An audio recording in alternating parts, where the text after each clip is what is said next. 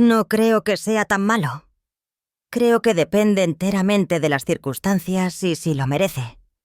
Durante décadas, los fanáticos de la franquicia de James Bond han debatido el legado de sus actores más icónicos, Sean Connery y Roger Moore. Rumores de rivalidad, resentimiento y tensión profesional circularon durante años, alimentados por interpretaciones contrastantes y el silencio entre las dos leyendas. Pero cuando Sean Connery alcanzó la edad de 89 años, finalmente decidió romper ese silencio. Lo que reveló sobre Roger Moore sorprendió a muchas personas y confirmó las verdades ocultas. Sus palabras fueron inesperadas, sinceras y, última instancia, impactantes. Por primera vez, Connery le dio al mundo una mirada honesta a lo que realmente pensaba de su sucesor. Lo que descubrirá no solo lo sorprenderá, sino que cambiará la forma que piensa sobre estas dos personalidades. El viaje de Sean Connery, antes de retirarse.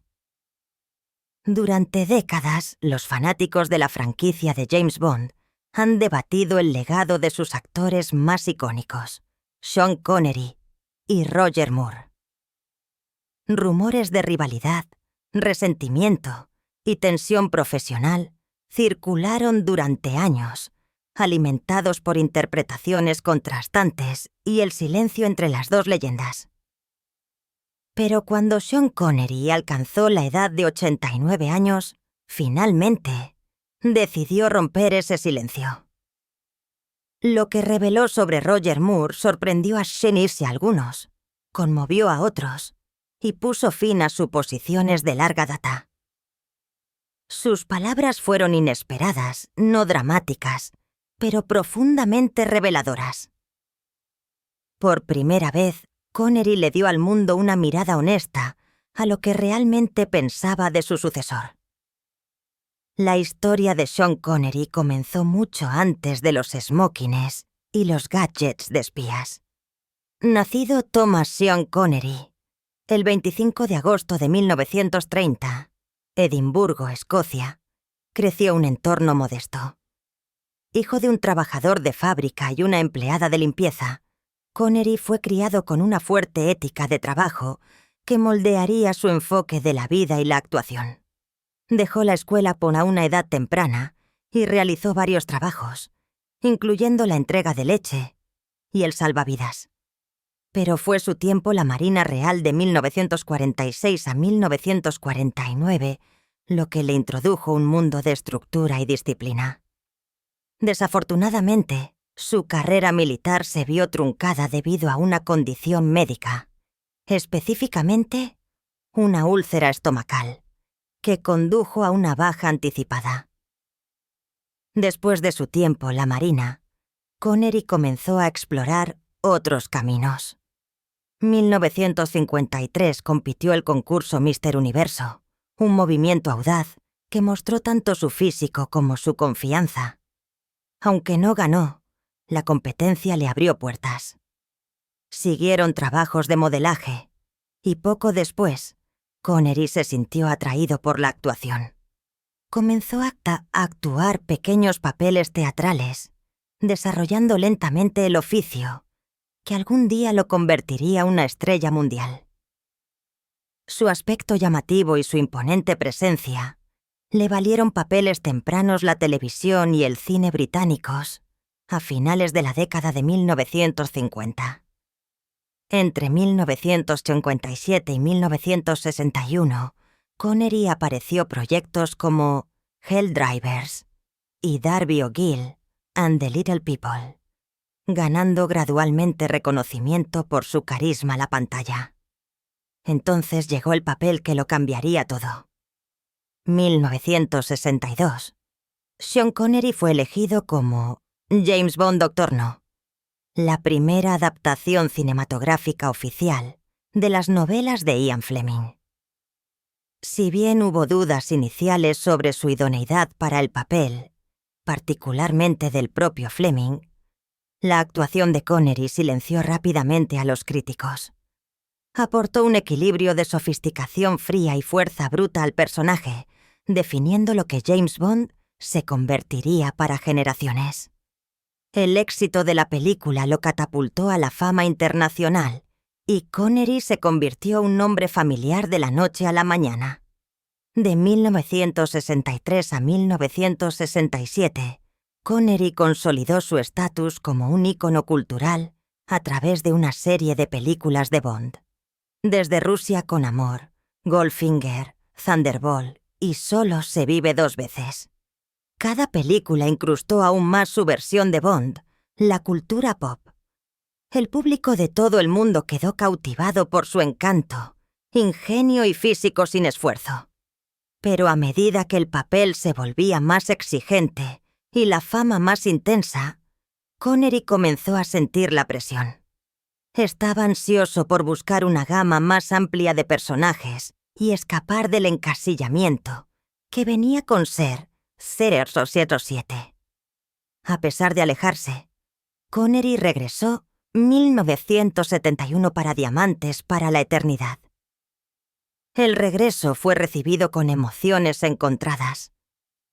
Algunos le dieron la bienvenida mientras que otros cuestionaron la decisión. No obstante, a la película le fue bien y Connery demostró que todavía podía rendir como Bond. Más de una década después, 1983, una vez más retomó el papel Nunca digas nunca jamás, una película no oficial de Bond que estaba fuera de la continuidad principal de la franquicia. Si bien no fue tan exitosa comercialmente como las entradas anteriores, marcó un giro nostálgico final, un papel que había definido su carrera. Pero Connery fue más que solo James Bond. Pasó a demostrar su versatilidad como actor los años que siguieron. 1987. Protagonizó Los Intocables, interpretando al policía irlandés-estadounidense Jim Malone. La actuación le valió un amplio reconocimiento, culminando con un premio de la Academia al mejor actor de reparto. Fue un momento que definió su carrera y que demostró que los talentos de Connery se extendían mucho más allá de su personaje de Bond. A los 59 años, 1989, fue nombrado el hombre más sexy del mundo por la revista People, un título que destacó su atractivo perdurable a través de generaciones. La década de 1990 trajo más papeles notables, incluyendo su interpretación del capitán de submarino soviético, Marco Ramius, La caza del Octubre Rojo. Su interpretación mezcló autoridad y vulnerabilidad, de una manera que hizo que el personaje fuera formidable y humano. Connery continuó construyendo una filmografía llena de roles diversos, desde mentores sabios hasta aventureros robustos. 1996 sus logros profesionales fueron honrados con el BAFTA Fellowship, un prestigioso reconocimiento a su impacto, el cine y el drama. Los elogios no se detuvieron allí.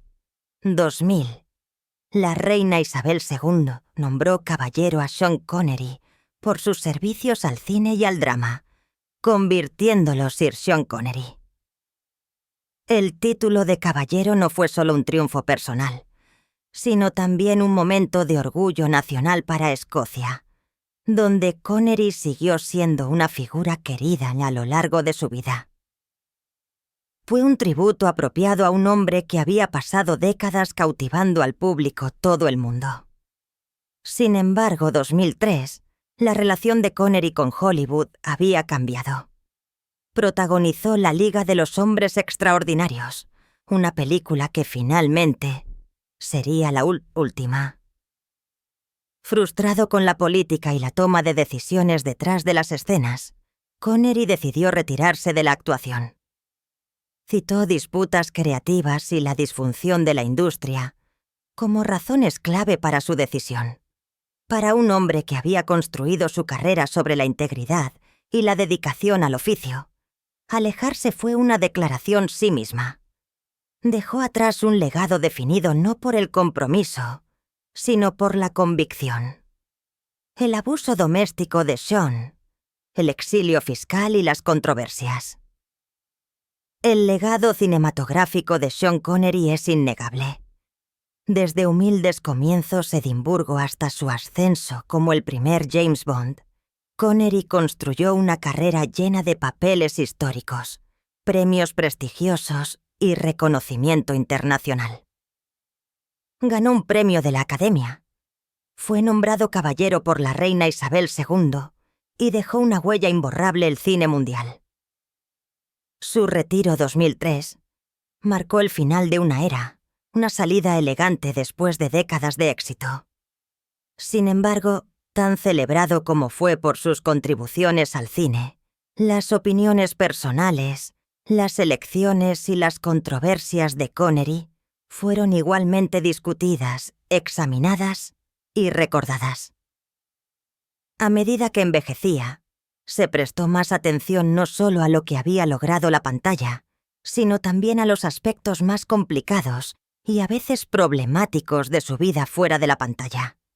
Una de las controversias más perjudiciales y duraderas que rodea a Connery se derivó de sus comentarios sobre la violencia contra las mujeres. Una entrevista de Playboy de 1985, Connery declaró famosamente: «No creo que haya nada particularmente malo golpear a una mujer, aunque no recomiendo hacerlo de la misma manera que golpearías a un hombre». La cita rápidamente atrajo críticas, aunque inicialmente fue enterrada por el creciente éxito de su carrera cinematográfica. Décadas después, una entrevista de 1987 con Barbara Walters, Connery redobló su declaración original, reiterando que todavía creía que era aceptable bajo ciertas circunstancias. Sus comentarios sorprendieron al público y generaron una reacción generalizada. Si bien Connery más tarde intentaría retractarse de esas declaraciones, afirmando que habían sido sacadas de contexto, nunca emitió una disculpa completa o una retractación completa. La controversia lo siguió por el resto de su vida, y muchos críticos y fanáticos continuaron haciendo referencia a esos comentarios al evaluar su personaje. Junto con sus problemáticas opiniones sobre las mujeres, Connery también enfrentó crecientes tensiones con la franquicia de James Bond, que lo hizo famoso. Si bien fue celebrado como el 007 definitivo, su relación con el productor Albert R. Broccoli y Eon Productions se volvió cada vez más tensa con el tiempo. Connery se sintió subestimado y mal pagado, a pesar de las enormes ganancias que generaban las películas de Bond. Criticó abiertamente al estudio por lo que percibió como una falta de respeto, tanto creativa como financieramente. Un momento dado, declaró públicamente que odiaba a James Bond debido a cómo el papel limitaba sus opciones artísticas y conducía al encasillamiento. Sus problemas con la franquicia se volvieron tan intensos que después de completar Solo se vive dos veces 1967, se alejó por completo del papel, aunque regresó para Diamantes para la eternidad 1971 y luego protagonizó la película no oficial de Bond Nunca, Digas Nunca Jamás 1983.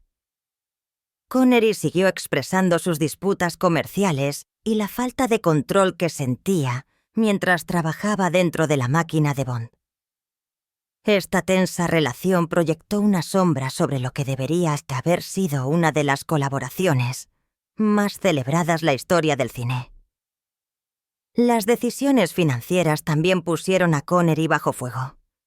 A medida que su carrera creció, también lo hizo el escrutinio público sobre dónde eligió vivir y pagar impuestos. Connery se mudó a España y luego a las Bahamas, y aunque citó razones personales y de estilo de vida, muchos creyeron que la mudanza estaba motivada financieramente. Estas sospechas se hicieron más fuertes cuando Connery se convirtió en un ferviente defensor de la independencia escocesa. Donó grandes sumas al Partido Nacional Escocés, EP, e hizo declaraciones apasionadas sobre el derecho de Escocia a autogobernarse. Si bien su defensa le ganó el apoyo de muchos nacionalistas escoceses, los críticos no tardaron en señalar la contradicción. Connery no había vivido Escocia durante años y, según los informes, había establecido su residencia en paraísos fiscales, evitando así contribuir financieramente al país que defendía tan públicamente. Políticos escoceses y miembros de los medios lo etiquetaron como un hipócrita, argumentando que sus acciones socavaban la causa que decía apoyar. La crítica no pareció sacudir la postura de Connery, pero la controversia añadió otra capa más a la compleja percepción pública del actor. Aún más dañinas fueron las acusaciones personales hechas por su primera esposa, la actriz Diane Cilento. Su autobiografía, Cilento afirmó que Connery fue tanto emocional como físicamente abusivo durante su matrimonio. Describió una relación marcada por el miedo y la manipulación, añadiendo otra capa de preocupación a la ya controvertida imagen pública de Connery. Aunque Connery negó las acusaciones, sus declaraciones anteriores sobre la violencia contra las mujeres solo añadieron credibilidad a las afirmaciones de Cilento. La combinación de testimonio personal y comentarios públicos pasados pintó una imagen que preocupó profundamente a muchos fanáticos y observadores. Mientras que algunos optaron por separar la vida privada del actor de sus logros públicos, otros argumentaron que los dos eran imposibles de desenredar, particularmente cuando el comportamiento cuestión reflejaba las declaraciones que Connery había hecho abiertamente. La participación política de Connery también contribuyó a su estatus controvertido. Su apoyo abierto a la independencia escocesa fue noticia, no solo el Reino Unido, sino todo el mundo. Vio el movimiento como una afirmación legítima de la identidad y la autonomía escocesas. Sin embargo, una vez más, su residencia financiera fuera del Reino Unido fue objeto de críticas. Muchos cuestionaron la legitimidad de su influencia, argumentando que alguien que había vivido el extranjero durante años y disfrutado de los beneficios del exilio fiscal no debería influir tanto la dirección política de un país al que ya no pagaba impuestos. Esto alimentó debates en los círculos políticos y los medios sobre si su apoyo ayudó o perjudicó la causa de la independencia escocesa. Para Connery, parecía que el asunto era profundamente personal, arraigado el orgullo por su herencia. Sin embargo, para muchos críticos, fue otro ejemplo de una desconexión entre sus palabras y sus acciones. El viaje completo y la vida de Roger Moore, más allá de 007. Roger Moore nació el 14 de octubre, de Mient Stockwell, Londres, Inglaterra. Desde sus primeros años, Moore mostró un interés en la interpretación y la presentación, algo que luego definiría su carrera. Cuando la Segunda Guerra Mundial llegó a su fin, Moore sirvió a su país uniéndose al curso del servicio del Ejército Real entre 1940 y 1946. Más tarde, fue transferido a la Unidad de Entretenimiento de Servicios Combinados, donde apoyó la moral de las tropas británicas a través del entretenimiento. Estos años marcaron una base no solo de disciplina y deber, sino también de su creciente experiencia en el escenario y ante una audiencia, incluso entornos no tradicionales. Esta experiencia militar proporcionó una base sólida para la compostura y el carisma por los que se haría conocido su posterior trabajo como actor. La década de 1950, Roger Moore comenzó a navegar por el desafiante mundo del cine y la televisión. Su trabajo temprano incluyó papeles menores, producciones británicas y estadounidenses, incluyendo apariciones en películas como Interrupted Melody y The Last Time I Saw Paris. Aunque estos papeles no fueron grandes, le ayudaron a construir credibilidad y experiencia dentro de la industria. El comportamiento tranquilo y la personalidad elegante de Moore lo convirtieron en un ajuste natural para personajes refinados y seguros. Durante esta década, desarrolló una reputación de profesionalidad y encanto, características que se volverían esenciales para sus papeles más icónicos los años siguientes. El principal punto de inflexión en la carrera de Moore llegó en 1958, cuando fue elegido como Simon Templar, la serie de televisión El Santo. Este papel se extendió hasta 1969 y le trajo reconocimiento internacional como Simon Templar. Moore interpretó a un caballero aventurero con ingenio y estilo, cualidades que se hacían eco de los rasgos que luego definirían su interpretación de James Bond. El Santo le permitió a Moore mostrar su rango de actuación y demostró su capacidad para liderar una serie durante un período prolongado, construyendo una base de fans leales el camino. La naturaleza elegante y el humor astuto del personaje se convirtieron sinónimo de la imagen personal de Moore, impulsando aún más su atractivo tanto el Reino Unido como el extranjero. 1973, Roger Moore asumió un papel que cimentaría su legado: James Bond. Asumiendo el cargo de Sean Connery, Moore hizo su debut como el icónico agente secreto Vive y deja morir. Esto marcó una transición significativa, no solo para Moore personalmente, sino para la propia franquicia de Bond. Su versión de 007 se inclinó más hacia la elegancia y el humor, contrastando con la intensa rudeza de Connery. La película fue un éxito, y la versión de Moore sobre Bond encontró una nueva audiencia que apreció su comportamiento tranquilo y e imperturbable. Esta interpretación marcó el tono para su extensa participación en el papel, dando al personaje un toque más ligero y cosmopolita. De 1974 a 1985, Roger Moore continuó interpretando a James Bond 6 películas más.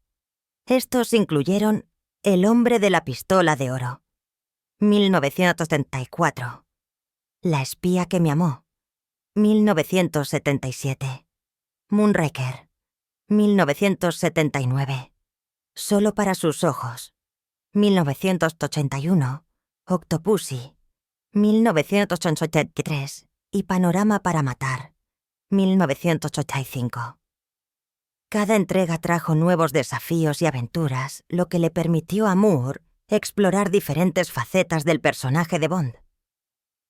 La espía que me amó es a menudo citada como un punto culminante en su carrera de Bond, combinando acción, romance y suspenso de una manera convincente.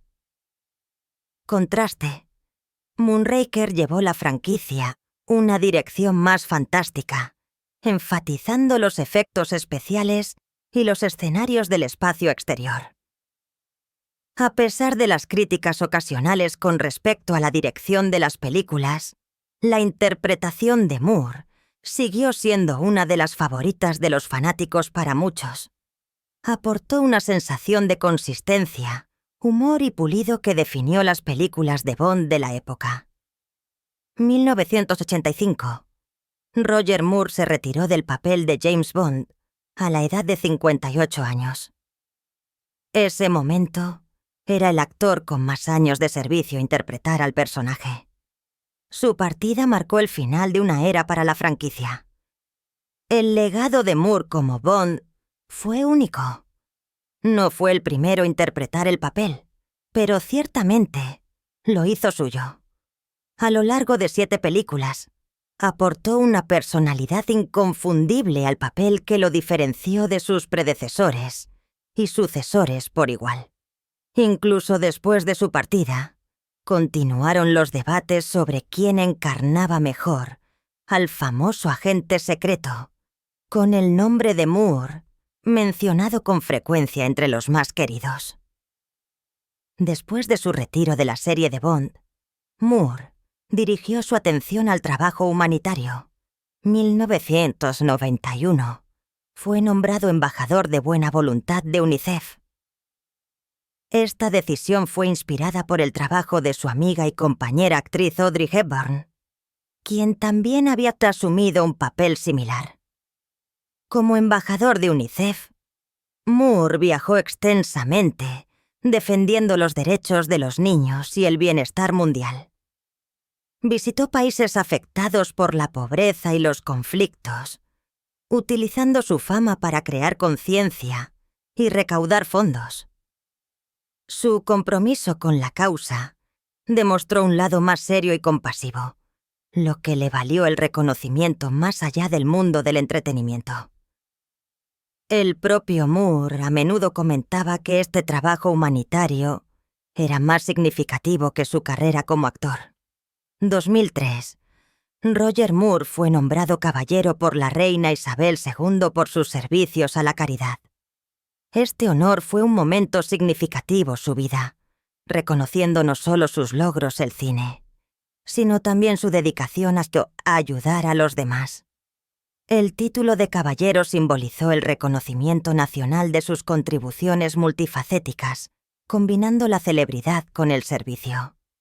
A pesar de ser conocido por interpretar a héroes de ficción, Moore había demostrado un compromiso genuino con los problemas del mundo real.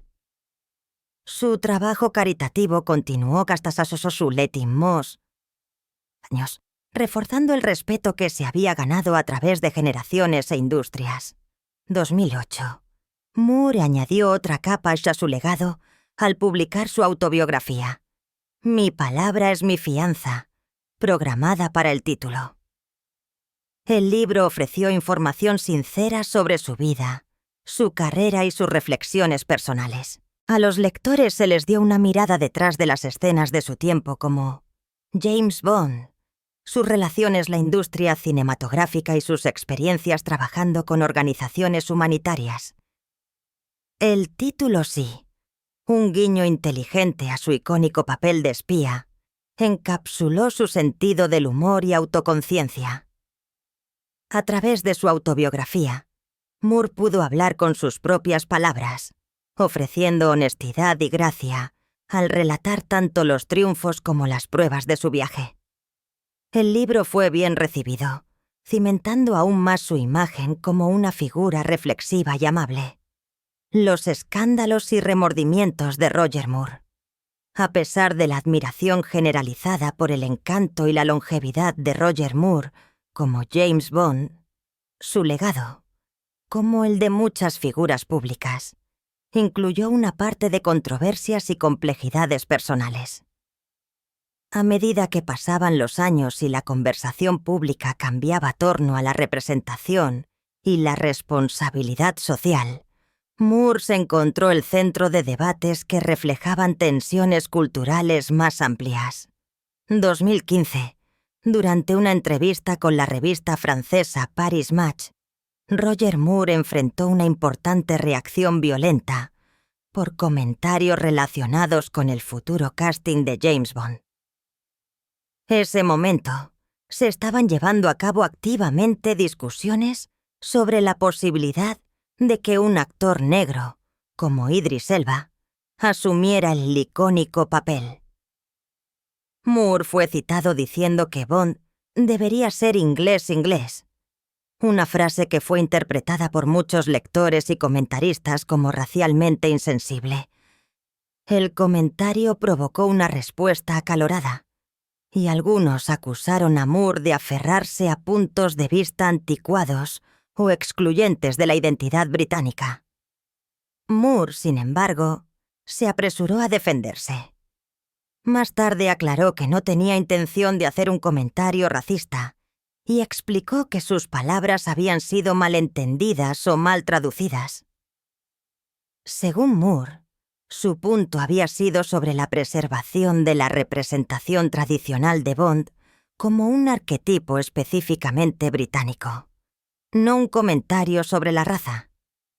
Aún así, el incidente persistió, añadiendo una nota controvertida a sus últimos años, el ojo público, y planteando preguntas sobre cómo los personajes icónicos evolucionan con los tiempos. Más allá del ámbito de las entrevistas con los medios, la vida personal de Roger Moore también atrajo su parte de escrutinio. Conocido por su comportamiento pulido e imagen caballeresca, las relaciones de Moore detrás de las escenas fueron más complicadas.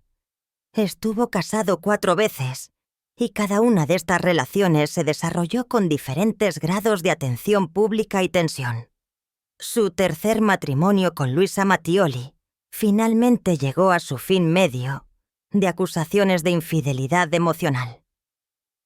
Según los informes, Mattioli expresó que Moore había mantenido relaciones emocionales durante su matrimonio y que se sintió traicionada cuando la dejó por su cuarta esposa, Christina Zolstrup. El divorcio se hizo público y despertó interés no solo por la fama de Moore, sino porque reveló un lado más humano y defectuoso de un hombre que tan a menudo había interpretado a personajes elegantes e idealizados la pantalla. Anteriormente en su vida, Moore también había estado casado con Dorothy Squires, una conocida cantante galesa. Esa relación terminó con turbulencias también. Squires acusó a Moore de abandonarla y la separación de la pareja fue cubierta extensamente por los tabloides británicos.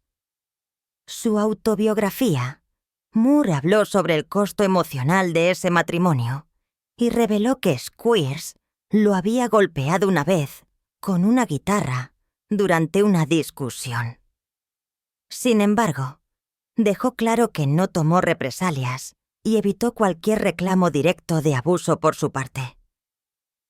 Si bien los rumores y las especulaciones rodearon su relación durante años, no hubo acusaciones oficiales o verificadas de violencia doméstica contra Moore, ni por parte de Squires ni de ninguna de sus otras parejas. Aún así, la naturaleza pública de estos divorcios y la cobertura mediática que los acompañó pintaron una imagen más complicada del carácter personal de Moore, una que contrastaba con su imagen pública cuidadosamente cultivada.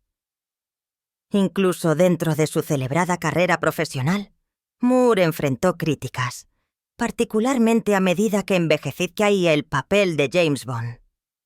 Si bien aportó un tono más humorístico y ligero a la franquicia, algo que muchos fanáticos apreciaron, otros comenzaron a argumentar que la interpretación se había alejado demasiado del tono serio y valiente del personaje original de Ian Fleming.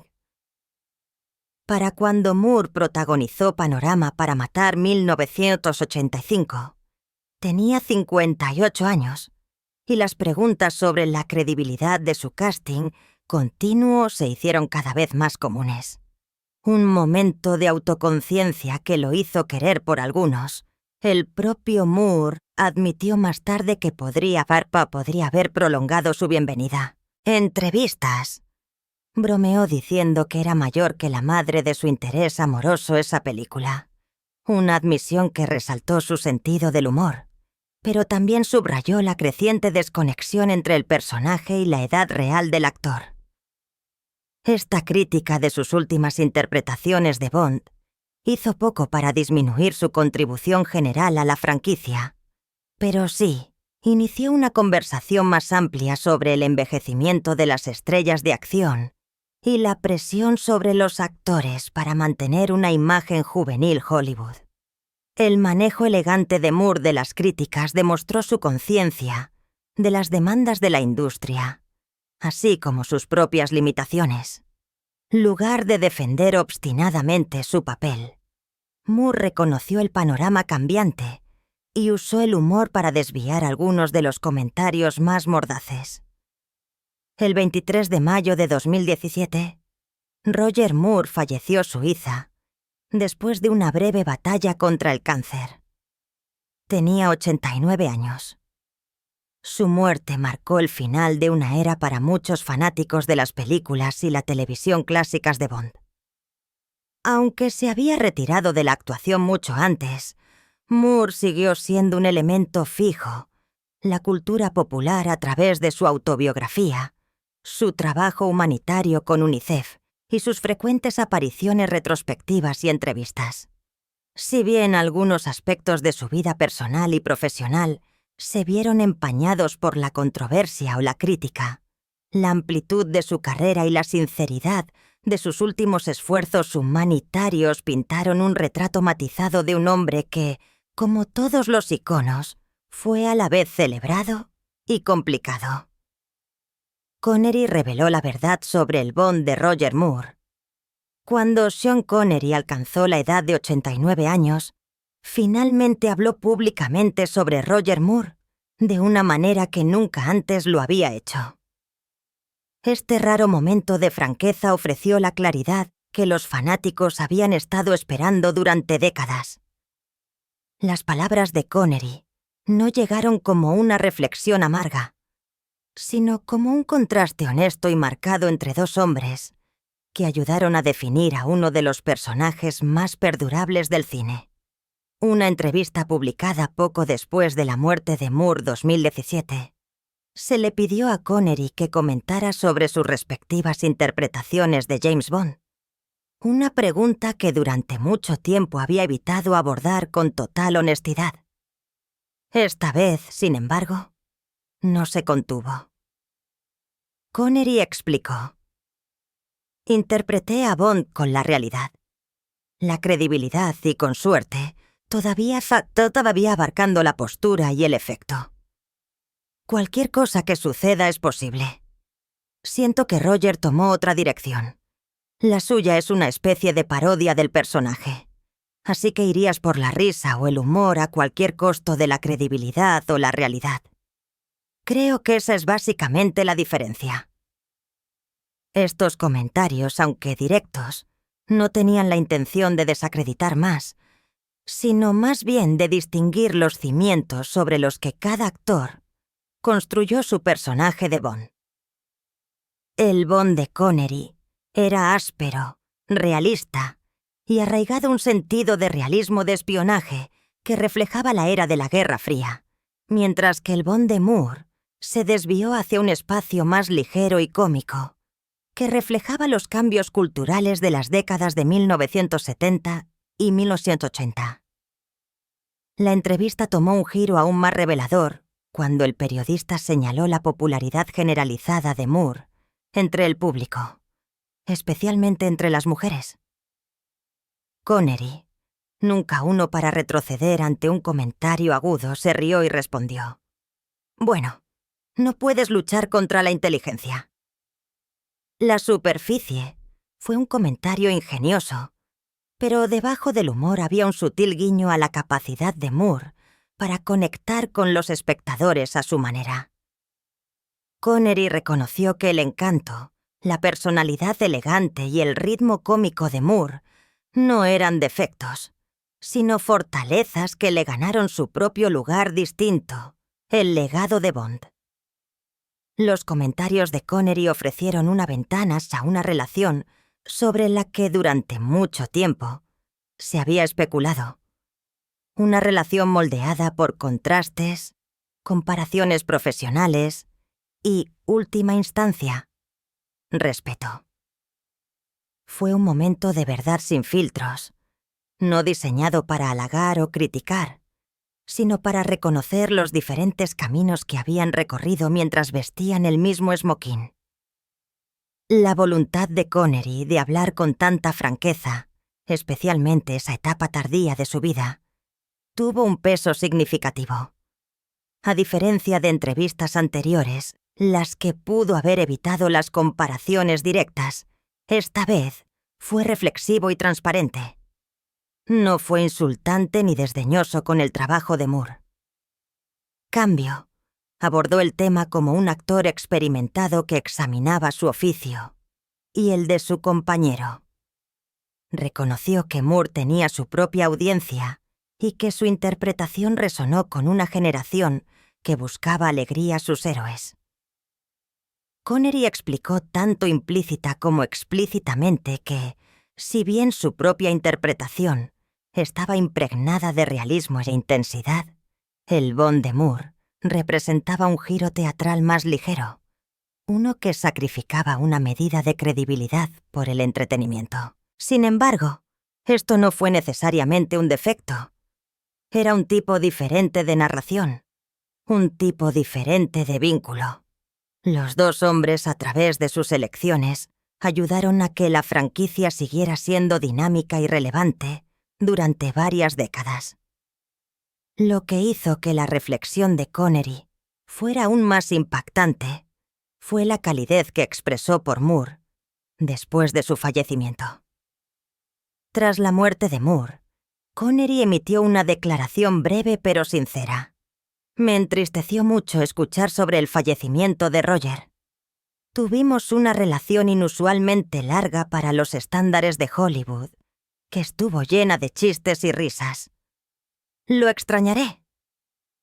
Estas palabras agregaron profundidad emocional a las distinciones profesionales que había hecho antes. Detrás de las fuertes opiniones y las diferentes filosofías sobre Bond, había camaradería, risas y una experiencia compartida con la que pocos otros podían identificarse. Ambos habían vivido bajo el peso y el privilegio de interpretar a James Bond, un papel que trajo fama pero también una comparación implacable. Al lamentar públicamente a Moore, Connery le recordó al mundo que, a pesar de la rivalidad percibida, siempre había habido una conexión humana. Esta rara revelación a los 89 años cerró un largo capítulo de curiosidad de los fanáticos. Durante décadas, el público y los medios de comunicación especularon sobre lo que Connery realmente pensaba de Moore, especialmente después de que Moore asumió el papel de Bond 1973, tras la propia relación fluctuante de Connery con la franquicia. Moore llegó hasta interpretar a Bond 7 veces, igualando así e incluso superando el número de películas de Connery. La ausencia de comentarios abiertos de Connery durante esos años solo alimentó los rumores de resentimiento o rivalidad. Pero con esta reflexión tardía, Connery ofreció claridad. Nunca había aquí habido animosidad, solo dos artistas diferentes que interpretaban el mismo papel a través de dos lentes muy diferentes.